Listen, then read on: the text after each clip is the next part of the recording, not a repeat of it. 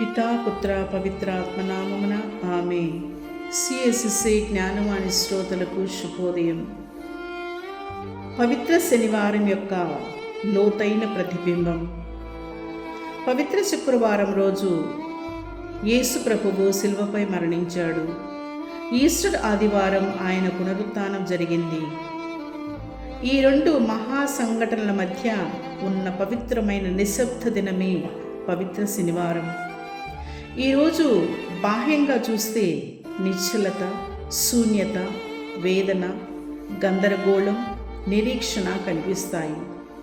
కానీ విశ్వాసపు కళ్ళతో చూస్తే ఈరోజు దేవుని అద్భుత కార్యం గర్భములో పెరుగుతున్న రోజు. పవిత్ర శనివారం మనకు ఈ విధంగా తెలియజేస్తుంది. దేవుడు మౌనంగా ఉన్నప్పుడు కూడా ఆయన మన జీవితంలో పనిచేస్తూనే ఉంటాడు. ఇది నిశ్శబ్దపు రోజు, కానీ ఓటమి రోజు మాత్రము కాదు. శిష్యులు భయముతో మూసివేసిన గదుల్లో ఉన్నారు. మరియమాత హృదయం దుఃఖంతో నిండిపోయి ఉంది. శిలువపై ప్రేమే చంపబడినట్లు అనిపించింది. ఆశ అంతమైపోయినట్లు కనిపించింది. మన జీవితంలో కూడా ఇలాంటివి ఉన్నాయి.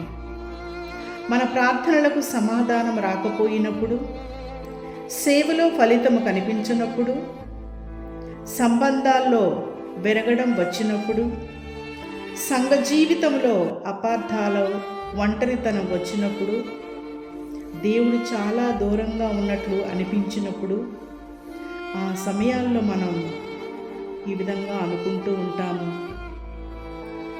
దేవుడు ఎక్కడ? పవిత్ర శనివారం సమాధానం ఇస్తుంది. సమాధి దగ్గర కూడా దేవుడు ఉన్నాడు. మనకు కనబడకపోయినా, మన హృదయం చీకటిగా ఉన్నా, మన ఆశలు కూర్చబడ్డట్టు అనిపించినా, దేవుడు తన పునరుత్థానాన్ని సిద్ధం చేస్తున్నాడు. పవిత్ర శనివారం మనల్ని ఒక లోతైన సత్యం వైపు నడిపిస్తుంది. దేవుడు ఎక్కువగా పనిచేసే సమయం మనకు ఏమీ కనిపించని సమయమే. అందుకే ఈరోజు మనమందరం కలిసి ఇప్పుడు ప్రార్థిద్దాము. ప్రభువా, నా జీవితంలోని సమాధుల మధ్య నిన్ను కోల్పోకుండా ఉండే విశ్వాసం ఇవ్వు.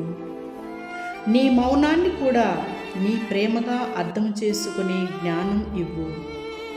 చీకటిలో కూడా ఆశాదీపం ఆరిపోకుండా కాపాడు. ఈస్టర్ వెలుగుకు మమ్మందరినీ సిద్ధం చేయండి తండ్రి. ఆమేన్. పితా పుత్ర పవిత్రాత్మ నామమున ఆమేన్.